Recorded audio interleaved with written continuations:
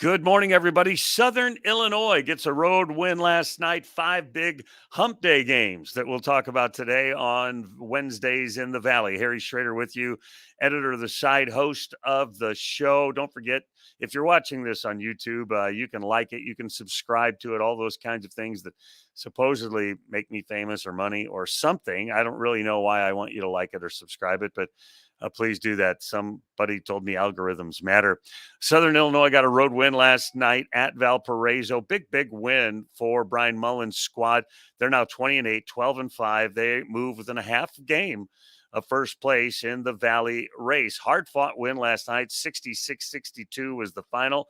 Southern led early, led late. Valpo was terrific in the middle, actually took the lead with about under 6 minutes to go in the game, but they lose it 66-62.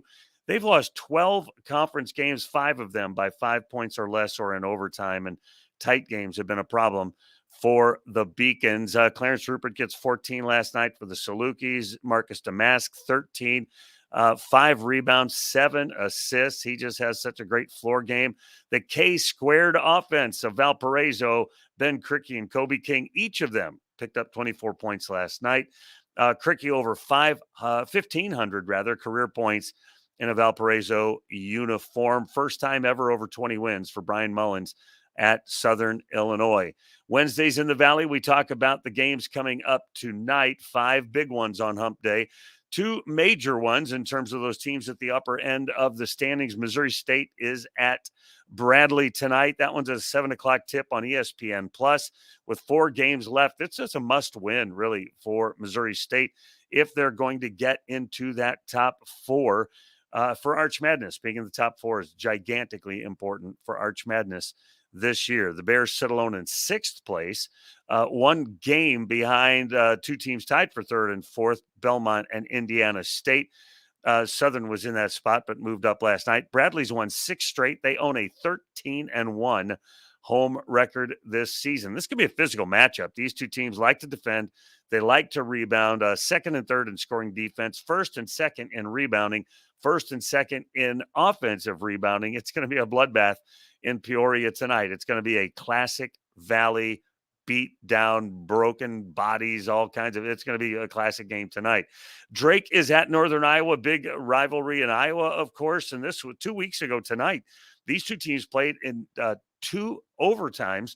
Won it by Drake, but Bowen Bourne from UNI hit a 3-pointer at the end of regulation and at the end of the first overtime to force the extra sessions. Drake eventually prevailed, and they've won 7 straight games right now. They're the preseason favorites are playing at a very high level. Their last 2 wins have come by more than 20 points. UNI on the other side has dropped 5 straight. It's been a tough time. Ben Jacobson told me earlier this week that his team is a little bit like a car that's out of alignment or one that's stuck in mud. They need to jolt forward. They've played some good basketball, but just haven't been able to get over the hump. Drake 5-3, impressive on the road in Valley games this year, and kind of equally unimpressive. Northern Iowa just 5-3 at home in conference games this year. Tucker DeVries, the preseason player of the year, is leading the league in scoring, just under 20 points a game.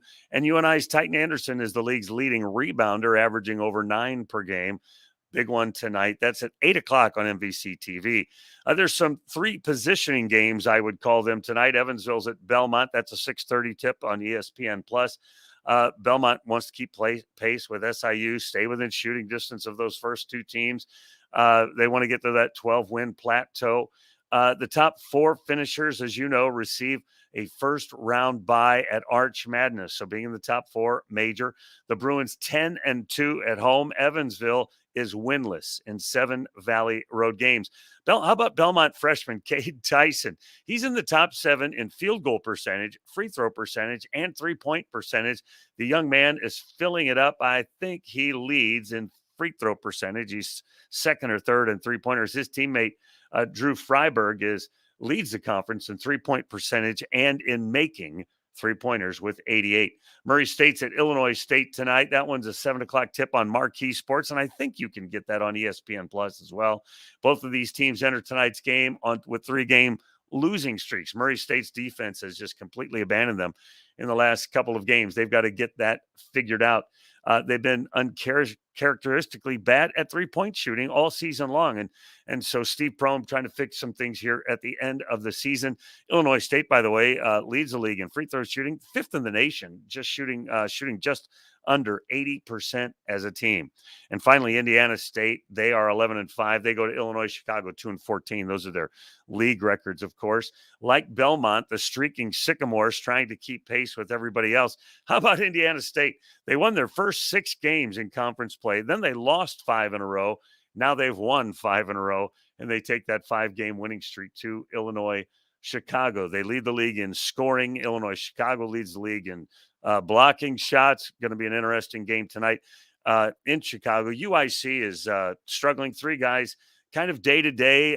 Luke Yaklich telling me earlier this week, Trey Anderson, Stephen Clay, and Jace Carter all kind of in that day to day category. So a little bit of a tough time for UIC. Don't forget our weekly courtside chat feature with Mike Kern of the Valley this week. Scheduled to be on the show, Luke Martin from Indiana State and Jonathan Hood from UIC, the play-by-play broadcasters from those 2 great programs. That should be sometime coming your way on Friday. Don't forget to continue to pray for our friend Art Haynes. And remember, since you've been there, make it a better place. We'll see you again real soon.